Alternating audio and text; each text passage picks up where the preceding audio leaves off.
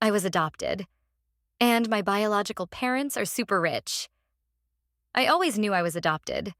My parents, Karen and Dave, never hid it from me. They told me how they had waited years to have a child, and when that didn't work out, they turned to adoption. "You were meant for us," Mom would say, ruffling my hair. And I believed her. Our life was simple. We weren't poor, but we weren't exactly rolling in money either. My parents owned a small bakery in town, and I spent most of my childhood helping out, kneading dough, packaging cookies, and greeting customers with a forced smile. I never resented it, though. It was just life. But everything changed on my 18th birthday. It started with a letter. It arrived in a crisp, white envelope with gold trim. My name, Lucas Miller, was written in fancy calligraphy. No return address. I opened it hesitantly, my heart pounding as I read the words inside. "Dear Lucas, we have been searching for you for a long time. Please come to the Everstone estate this Saturday. It's time you learn the truth. Sincerely, your biological parents." I reread the letter 5 times before shoving it into my pocket. It didn't make sense. My parents had always told me they didn't know much about my birth family. And why would they suddenly reach out now? I debated not going, but curiosity gnawed at me. I needed answers. So, that Saturday, I took the bus to the address listed. My jaw dropped when I arrived. The Everstone estate wasn't a house. It was a mansion. No, scratch that. It was a palace. Tall iron gates surrounded the enormous property, and behind them stood a mansion with towering white pillars, gleaming glass windows, and marble fountains. My hands felt sweaty as I pressed the intercom button. "State your name," a voice said. Lucas Miller?" There was a long pause before the gates creaked open. I stepped through hesitantly, my sneakers crunching against the gravel driveway. Before I could reach the door, it swung open, and a woman rushed toward me. She was tall and elegant, with blonde hair pinned in an intricate bun. Her eyes, green just like mine, filled with tears. "Lucas?" she whispered. "Oh my God, it's really you." And then, before I could react, she pulled me into a tight embrace. I stood frozen in the woman's embrace, completely stunned. My mind raced, trying to process what was happening. This woman, who I had never met, was hugging me like she'd known me my whole life. Her grip was firm, but gentle, and I could feel the warmth radiating from her. I don't understand," I stammered, pulling back slightly to look at her face. "How do you know my name?" The woman smiled through her tears, her fingers brushing across my cheek, as if making sure I was real. "I'm sorry, Lucas.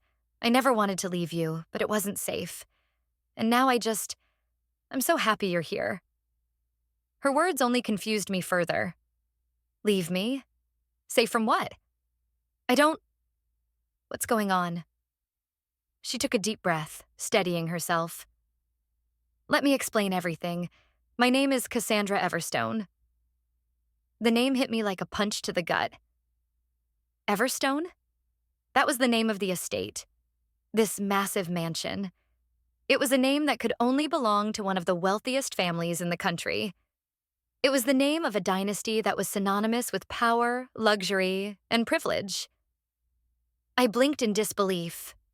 "Wait, you're the Everstones? You're..." "My parents," she finished, nodding.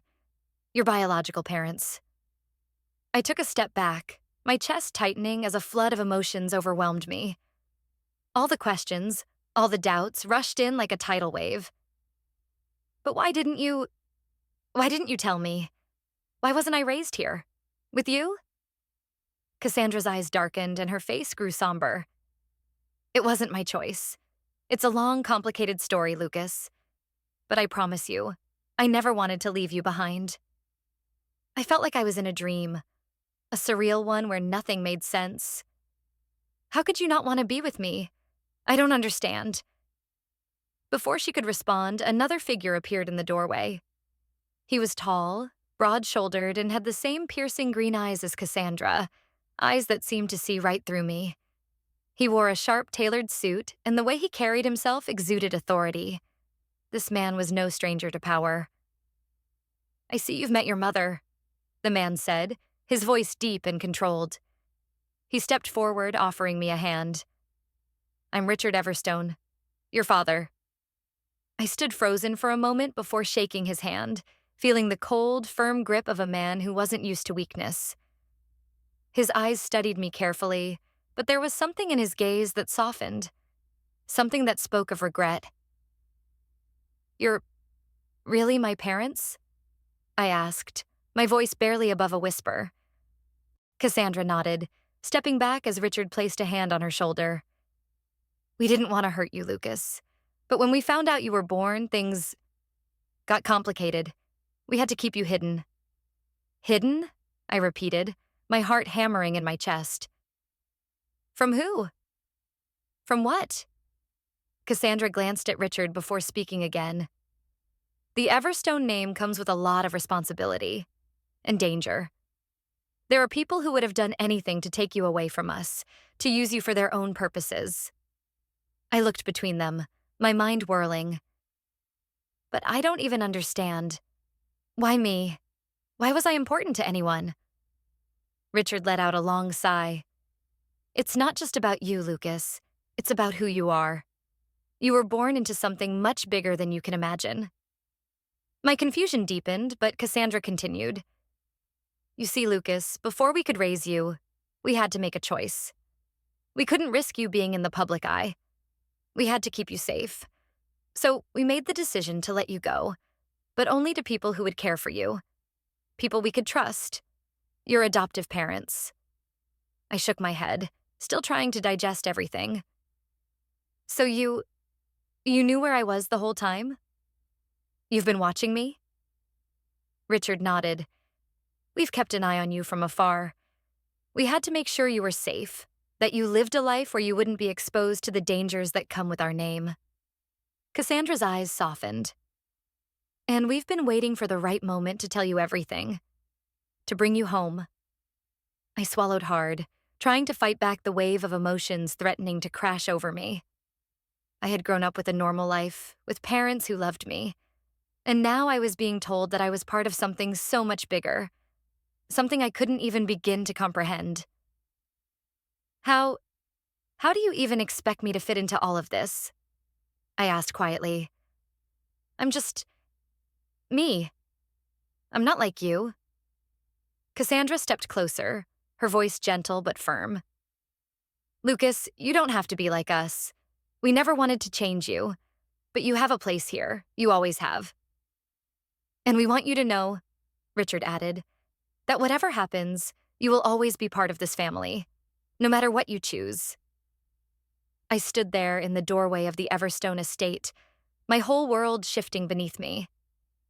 The life I had known, the family I had loved, was suddenly in question. Could I leave everything behind? Could I embrace the truth about who I really was? As I looked at them, I knew the road ahead wouldn't be easy. But one thing was certain. I was about to discover a whole new world, to be continued. Let me know if you'd like me to continue the story. The days that followed felt like a blur, like I was living in someone else's life. I stayed at the Everstone estate, though I wasn't sure what I was supposed to do next. Cassandra and Richard had been kind, always attentive, but there was an undercurrent of tension in the air. It was like they were waiting for me to make the next move, and I wasn't sure I was ready. The house was vast. Too vast for a boy who had grown up in a modest home. The ceilings were high, the walls lined with expensive art, and the rooms were so big I felt like I might get lost in them. I spent most of my time wandering the grounds, trying to wrap my mind around the fact that I was now part of this world. One morning, I woke up early, unable to sleep. I walked into the grand library that seemed to stretch on forever, shelves filled with books that looked far too expensive to touch. But there was something soothing about the place. The quiet, the solitude. I was lost in thought when I heard footsteps behind me. "Can't sleep?" Cassandra's voice was soft as she entered, carrying a tray of coffee and pastries. I nodded, looking over at her. I don't know what to think. It feels like I've fallen into a different universe. Everything here is so big. Cassandra smiled, setting the tray down on a table. I know it must feel overwhelming, Lucas. It's a lot to take in all at once. I ran a hand through my hair, feeling the weight of the situation pressing down on me. How do I fit in here? I've never had wealth. I don't know how to be, you know, this. She walked over to the window, gazing out at the estate grounds. You don't need to change, Lucas. You've always been who you are. We just want you to feel at home. I wasn't sure I believed her. How could I possibly fit into a world that I'd never known? A world where people wore tailored suits and drank champagne at lunch. A world where problems were solved with money and influence. I wasn't even sure I belonged in this house, let alone in the family. As if sensing my hesitation, Cassandra spoke again. There's a lot about the Everstone legacy I haven't told you. It's not just about wealth and status, Lucas. It's about responsibility. A responsibility that was supposed to be yours. I frowned, confused. What do you mean? Cassandra turned to face me, her expression serious. Before we left, your father and I, we were involved in a lot of things. Our family is tied to industries, global industries. But there's more. You were supposed to take over. One day you were meant to lead. My stomach tightened. Lead what? What are you talking about? Richard appeared in the doorway, his expression unreadable. The Everstone Corporation, the companies we own, the investments, the future of this entire network. He walked in and joined us by the window. When we made the decision to send you away, we hoped you could live a normal life. But now that you're here, it's time for you to understand the weight of what you've inherited. I couldn't breathe. The thought of taking over something so vast, so complex, it was suffocating. I had grown up in a world where decisions were small, where problems were solved by hard work, not spreadsheets or stock options. I don't know anything about business, I admitted. How could I even run something like that? Cassandra placed a hand on my shoulder. You don't have to know everything right away, Lucas. We'll help you. We'll guide you. But you're the heir. You always have been. I took a step back, shaking my head. I didn't ask for this. I didn't ask for any of it. Richard's gaze softened, his tone calm but firm. I know, and I'm sorry. We should have told you sooner, but it wasn't the right time. Now, though, it's time to prepare you for what's ahead. I felt a mix of anger, confusion, and fear bubbling inside me. Was I really supposed to just step into this life? Was I supposed to just accept that I had a destiny I never knew about? Before I could respond, a young woman walked into the room, her presence confident, yet somewhat intimidating. She was in her 20s with sleek dark hair and a sharp business suit. Her gaze landed on me with a mixture of curiosity and calculation. Lucas, I'm Maria, she said, offering a firm handshake. I'm the head of Everstone Corporation's strategy division. I've been asked to start familiarizing you with the business. I looked from Maria to my parents. You brought someone in to train me? Richard nodded. Maria's been with the company for years. She's been managing the operations while we were focused on other things. Now it's time for you to take the reins, Lucas. We'll help you get up to speed. I was still reeling, but Maria's presence gave me no room for argument. Her professionalism was undeniable, and I could sense that she wasn't here to coddle me. She meant business. Let's start with the basics, Maria said, moving toward a nearby desk and pulling out a stack of papers. These are the company's quarterly reports. We'll begin by reviewing the financials. I sat down reluctantly, trying to absorb everything she was saying. The numbers, the charts, the graphs. It was all a blur. But Maria's explanations were sharp and direct. She didn't waste time, and I couldn't help but feel a sense of awe at her efficiency. Over the next few days, Maria worked with me on learning the ins and outs of the Everstone Empire. It wasn't easy, and it certainly wasn't fun. But I slowly began to understand the magnitude of what I had inherited. And the more I learned, the more I realized that there were people counting on me.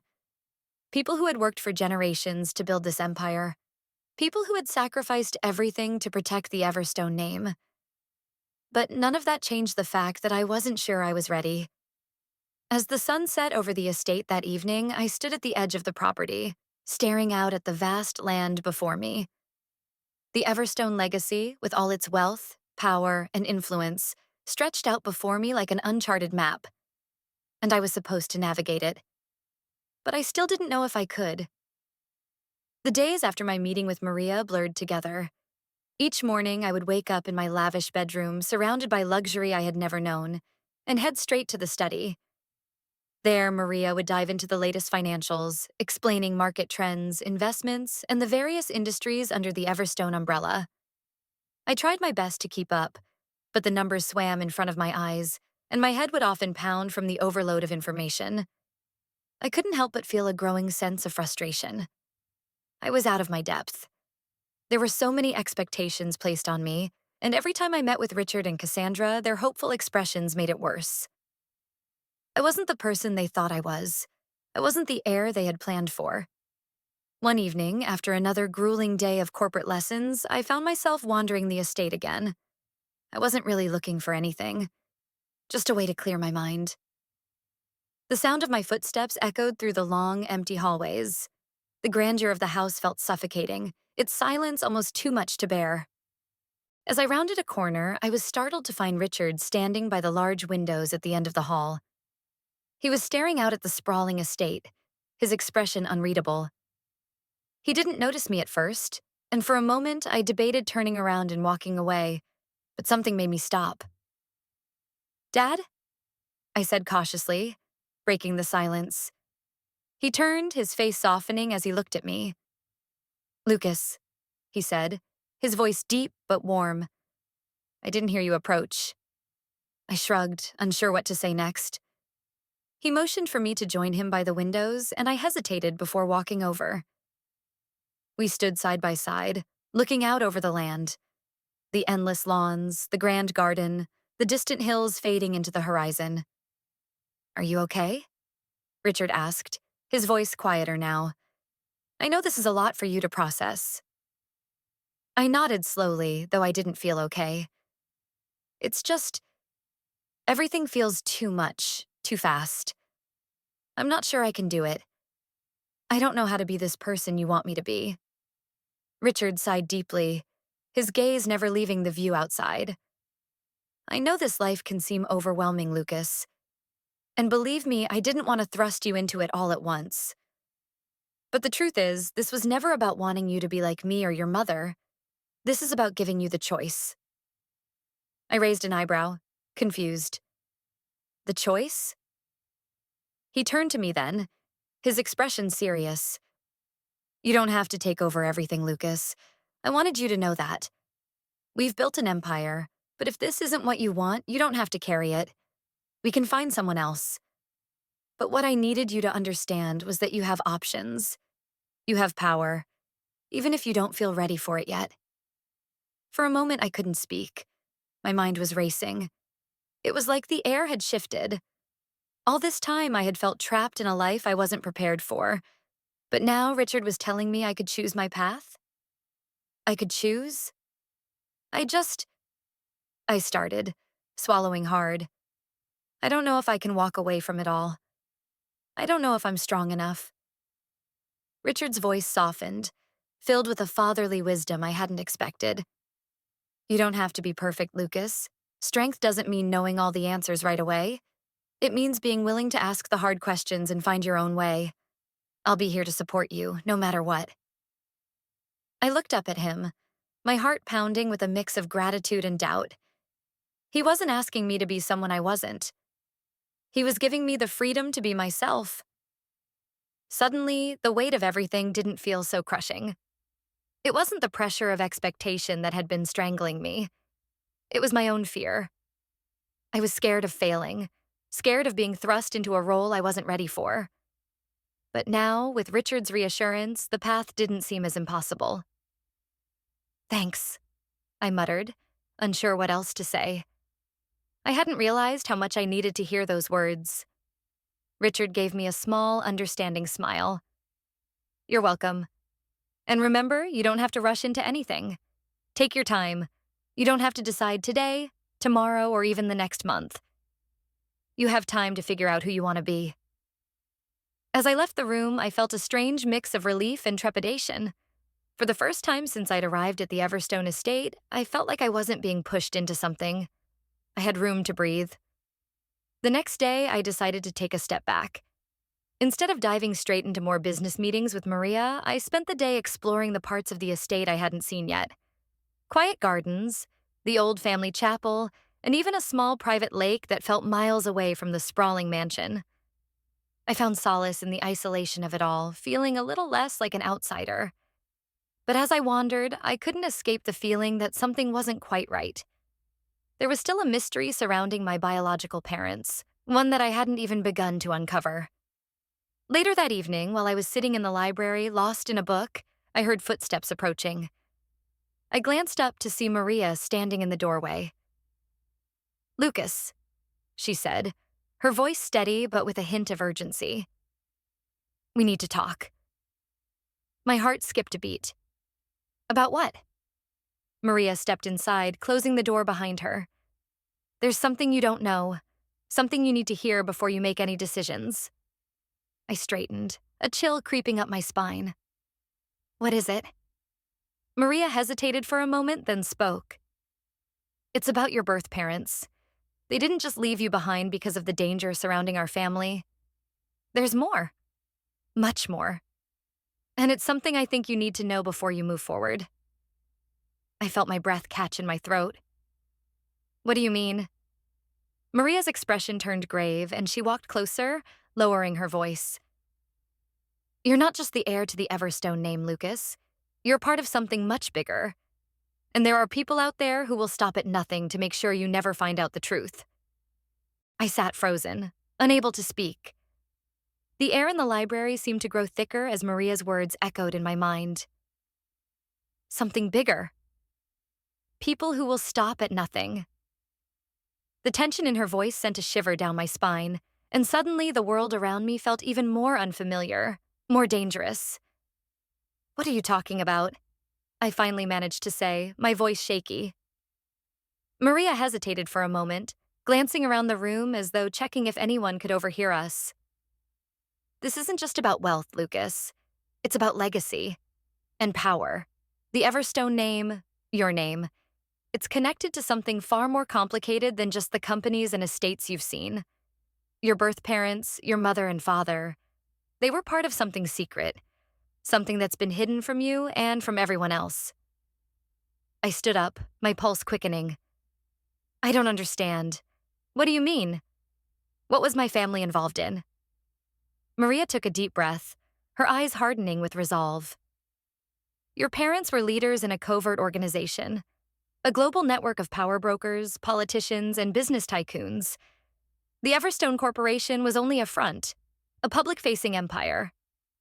But beneath it, they were part of a much darker world. And you—" She paused, her gaze piercing through me. "You're the key." I took a step back, my mind struggling to process what Maria was saying. A covert organization? Leaders in a dark world? My parents? My real parents? It felt like something out of a spy thriller, and yet, here I was, hearing it in the dead of night from someone who, until recently, was just another part of my new reality. "Why didn't you tell me this before?" I demanded, my voice rising. "Why hide it from me? Why let me get caught up in all of this?" Maria lowered her eyes for a moment as if conflicted. "Because, Lucas, we didn't want you involved in the first place. The truth is, we didn't even know if you'd want to be part of it all. But now that you're here, and now that you're growing into your role as the heir, things have changed." She stepped closer, her tone turning urgent. "Your parents, they left because they were trying to protect you. There were people who wanted you for your connections, your inheritance, and for what you could represent. If you get too close to the truth, you'll become a target." I shook my head, the weight of her words pressing down on me. But I don't want any of this. I never asked for any of it. Maria's gaze softened, but only slightly. I understand that. But the truth has a way of finding us, whether we want it or not. And now that you're here, it's not going to be easy to walk away from it. If you want to protect your family, your adoptive parents, the people you love, you need to understand what's at stake. I looked at her, unsure of what to believe. Was I really ready to dive into whatever mess this was? To face whatever danger awaited me in the shadows of the Everstone legacy? I don't know if I'm ready for this, I muttered, my voice barely a whisper. I just wanted to know who I was. I didn't want to be dragged into something bigger than me. Maria seemed to sense my uncertainty, but she didn't back down. The world you've inherited isn't one you can ignore, Lucas. Not anymore. And I don't think you want to. She paused, her expression turning serious. The people who want to control you aren't just after your wealth. They want to control the Everstone influence, and they'll stop at nothing to get it. I felt a chill creep down my spine. Who are they? Maria hesitated again. I'm not sure. I only know that they've been watching you. They've been watching us for years. There are rumors, whispers of people inside the Everstone circle who might be working against us. It's a dangerous game, Lucas. And right now, you're at the center of it. I ran a hand through my hair, my mind spinning. I had no idea what kind of game I was being forced into. I had just wanted to know about my biological parents. I wanted to know why they left, and now I was faced with this? A shadowy conspiracy that I couldn't even begin to understand? I don't want to be part of this, I said again, my voice more certain now. I didn't choose this life. I don't want to be dragged into some corporate war or underground organization. I just want to be normal. Maria's eyes darkened, and for a moment she seemed almost sympathetic. I wish it were that simple. But you can't escape who you are, Lucas. Not now. The people who want control aren't going to give you a choice. And if you try to run from them, they'll hunt you down.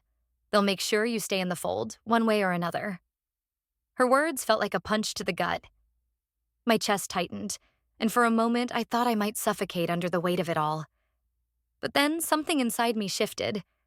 This wasn't my choice, but that didn't mean I couldn't make my decisions from here on out. I stood tall, meeting Maria's gaze. So, what do I do now? Maria gave me a slight nod, her expression grave. For now, you have to learn. Learn everything about the Everstone Empire, about your parents' true legacy. There are enemies in the shadows, Lucas. And the only way to protect yourself and the people you care about is to understand the game you're being forced into.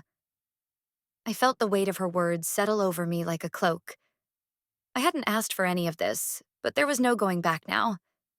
I wasn't just a confused teenager anymore. I was the heir to the Everstone name, and whatever that meant, I had to face it head on. Okay, I said, my voice steadier than I felt. I'll do it. I'll learn. But on my terms. No one's going to control me. Maria's lips curved into a tight smile, as if she were impressed by my resolve. That's the spirit. Just remember, Lucas, knowledge is power. And in this world, knowledge can be the difference between survival and destruction. As she turned to leave, I felt a strange sense of clarity. It was terrifying. It was overwhelming. But in that moment, I knew I couldn't hide from the truth anymore. If I was going to survive in this world, I needed to be prepared. And I was going to find out everything. The days following my conversation with Maria were a whirlwind. She was relentless, always pushing me to learn more, to dig deeper into the tangled web of Everstone history and my parents' legacy. I had no choice but to comply, though every ounce of me wanted to escape, to retreat into the simple life I'd once known. But I couldn't. Not anymore. Richard and Cassandra were still doing their best to make me feel welcome, but I could see the subtle shift in their demeanor. It was as if they, too, had realized that this was no longer just about family. It was about power, responsibility, and secrets that stretched back years. I spent hours in the Everstone library, poring over business reports, family histories, and documents Maria handed me, everything I could get my hands on. It felt like I was being groomed for something I didn't want, but I knew there was no turning back. My biological parents had left me with a legacy I wasn't sure I was ready for, but I had to face it. Maria had been the one to push hardest, showing me financial records, reports on international investments, and even classified company memos that spoke of covert dealings. She'd warned me time and time again to be careful of whom I trusted, but I was growing more paranoid by the day. Who was on my side? Who could I trust? Then came the phone call. It was late one evening, and I was sitting in the grand study staring out the window at the sprawling grounds. The house felt eerily quiet, as though it too were holding its breath, waiting for something. My phone buzzed, the bright screen startling me from my thoughts. The number was unfamiliar. I hesitated for a moment, then answered. Hello? Lucas, a voice crackled on the other end, low and clipped. It's time you know the truth. You've been looking in the wrong places. I froze, my heart pounding in my chest. Who is this? The voice didn't answer my question. Instead, it continued. Your birth parents weren't just part of the organization. They were its founders. But not just that. They were part of a much larger plan, one that goes far beyond anything the Everstone name has ever touched. You're not just an heir, Lucas. You're part of something far more dangerous. I felt my throat tighten. What do you want from me? There was a pause on the other end, and then the voice said something chilling. We've been watching you. We know about your progress. But the real question is, do you understand the power you hold? The people who raised you? They've been playing you. All of them. The line went dead. I stood there, staring at the phone in my hand, my mind racing. Who had just called me? Was this another warning? Or was it someone trying to manipulate me? And what did they mean about Cassandra and Richard? Had they been playing me all along? Had I been a pawn in some greater game I didn't understand? I needed answers. But I wasn't sure where to find them, or who to trust. I waited until the next day to confront Richard and Cassandra. It was late morning when I found them in the sitting room, casually sipping tea as if nothing had changed. I felt the weight of the conversation hanging over me as I walked into the room, my stomach tight with anxiety. Hey, I said, trying to sound casual, but my voice was tense. I got a strange phone call last night. It was from someone who knows about my birth parents, and they said something odd. Cassandra looked up from her tea, her face neutral, though I noticed a flash of something, was it fear, cross her face. What did they say? I took a deep breath, my eyes narrowing as I spoke. They said my biological parents weren't just involved in the organization. They founded it. They also said that you've been playing me, that you've been keeping secrets from me. Richard's eyes hardened, and I could see the shift in his posture, as though he were bracing himself for something. But it was Cassandra who spoke first, her voice softer than usual. Lucas, you need to understand that there's a lot about your birth parents we didn't tell you. Not because we wanted to hide it from you, but because we were trying to protect you.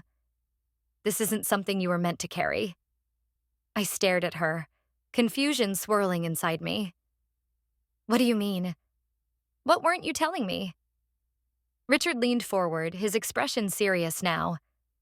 Your birth parents were involved in a global network of influence, an organization that's been shaping world events for decades. They didn't just leave you to live a normal life, Lucas. They left because they knew the danger you'd face if you ever found out the truth. And that's why we made the decision to adopt you, to give you a chance at a normal life away from the shadows of that world. I felt the blood drain from my face. So you knew everything? You knew what my parents were involved in? We didn't know everything, Cassandra interjected, her voice firm. But we knew enough to understand that the world they were a part of was dangerous. You were meant to inherit that legacy. But we didn't want you to carry that burden. I sat down in a nearby chair, my head spinning. My whole life had been a lie. The people who raised me, the only parents I'd ever known, had kept me in the dark for my entire existence. They had taken me in and raised me as their own, but the whole time, they had been protecting me from the truth. A truth that now felt like a weight too heavy to bear. "So what does all this mean?" I asked, my voice barely above a whisper. "What am I supposed to do now? You tell me I'm part of something dangerous, but then you protect me from it. Why?" Richard and Cassandra exchanged a glance, and for the first time, I saw something like regret in their eyes. "Because we love you, Lucas," Richard said quietly, "and because we wanted you to have a choice." I shook my head, frustration building in my chest.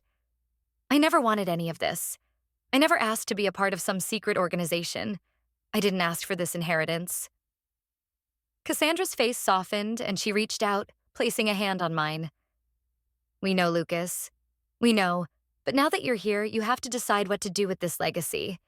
The choice is yours, but you have to understand. You can't run from it. Not anymore." I pulled my hand back, my mind racing. I felt like I was trapped in a nightmare that was only getting darker. But in that moment, I knew one thing. I had to find out the truth. I had to uncover whatever secrets they were still hiding. And I wasn't going to let anyone control my life. "Then help me," I said, my voice steely with determination. "Help me uncover everything. I need to know who's really behind this. And I need to know what my parents were involved in. I need to know who the real enemy is." The next few days were a blur. Richard and Cassandra, though reluctant, finally agreed to help me uncover the truth. They opened their personal files, documents, letters, encrypted messages that had been hidden away in the deepest corners of the estate. But with each new piece of information, the weight of the world grew heavier. I spent countless hours in the study, sifting through pages filled with cryptic names, foreign transactions, and references to covert operations. But no matter how much I dug, one question lingered in the back of my mind. Why had my biological parents left me behind? What was so dangerous about the organization they had founded? And why had they gone to such extreme lengths to protect me? As I sat late one evening, the mansion quiet around me, I discovered something that made my blood run cold. A name: Everstone. The company I thought was just a family business. The network my parents had built. It wasn't a legacy. It was a front. A front for an underground society of global power brokers and operatives. But it wasn't just about money. The organization had been built on control. Control of governments, industries, and more terrifyingly, people. And my biological parents hadn't just been leaders in this secret world. They had been its masterminds. I felt my hands shake as I read through the final document. A letter addressed to me. "Lucas, if you're reading this, it means you've already begun uncovering the truth. What you don't know yet is that the organization we built has always had one purpose: to control the world. And you were always meant to be its leader. Your destiny is already written, whether you choose to accept it or not. But know this: the moment you understand the full extent of the power you wield, you will become the target of those who will stop at nothing to control you. Trust no one. The family you know, the life you've lived, they are all part of a game. And soon you will have to decide if you want to play." My heart pounded in my chest as the realization hit. They had left me because they knew what I would become. They had protected me from this world, but now I was being pulled back into it. Whether I liked it or not, I was the heir to a legacy of power and destruction, and the world had been waiting for me to take my place. I closed the letter slowly, the weight of its contents settling like a stone in my gut. My thoughts raced. There was no escaping the truth. No matter how much I fought it, no matter how hard I tried to build my own life, I was tied to this world. Their world. And the people who had once been my parents weren't the only ones who had plans for me. Suddenly, I heard the sound of footsteps behind me. I turned quickly to see Maria standing in the doorway, her face pale, her eyes wide with fear. She held a phone in her hand. "Lucas," she said breathlessly, "there's something you need to know. The people who've been watching you, they found you. My heart skipped a beat. What are you talking about? Maria's eyes flickered to the phone. I've been monitoring the communications. There's a group within Everstone that isn't happy with the way you've been uncovering things. They're coming for you. Tonight. Before I could react, there was a loud crash from the hallway. The doors to the study burst open, and I saw Richard and Cassandra standing there, their faces ashen. They know, Richard said, his voice filled with dread. We've tried to protect you, but there's no time left. They've already started moving. I barely registered what they were saying. My mind was already racing, my heart pounding in my chest. The people who wanted me, who wanted this legacy, weren't just watching from the shadows anymore. They were coming. I grabbed the letter, clutching it tightly in my hands. What do we do? I asked, my voice trembling. We run, Cassandra said, her voice firm. You don't have a choice anymore, Lucas. You've been marked. You're no longer safe here. But before we could move, the lights in the room flickered. And then, the unmistakable sound of a helicopter's rotors began to whir overhead. It was too late to run. The storm had arrived. I looked at my adoptive parents, the two people I had trusted with everything, and I saw something in their eyes. Regret. They knew they had failed me. They had kept me in the dark for so long, and now we were all caught in the web of a world that had been watching me from the moment I was born. The doors of the study slammed open, and armed men in black tactical gear stormed inside. They moved quickly, their guns trained on us as they shouted orders. But as they approached, one of them froze, his eyes locking onto the letter in my hand. He's the one, he whispered, his voice filled with awe and fear. He's the heir. In that moment, I understood. The power that had been hidden from me my entire life, the legacy of my biological parents, wasn't just about money or control. It was about something much darker. And now, it was mine. The helicopter's shadow loomed outside and the men began to close in, but I felt a strange calm wash over me. I was no longer just the confused teenager who had stumbled into a life he didn't want. I had power. And for the first time in my life, I realized I had the ability to fight back. Leave them alone, I said, my voice steady. The men paused, surprise flashing across their faces. I don't need your protection. I never did. I turned toward the window, the cool night air rushing in, and I knew, without a doubt, that my life had changed forever. I wasn't just running from this world anymore. I was stepping into it. The men hesitated for only a moment longer before their leader gave a sharp command. But as they closed in, I knew something they didn't. I was no longer just their heir. I was the one in control, and the game was only just beginning.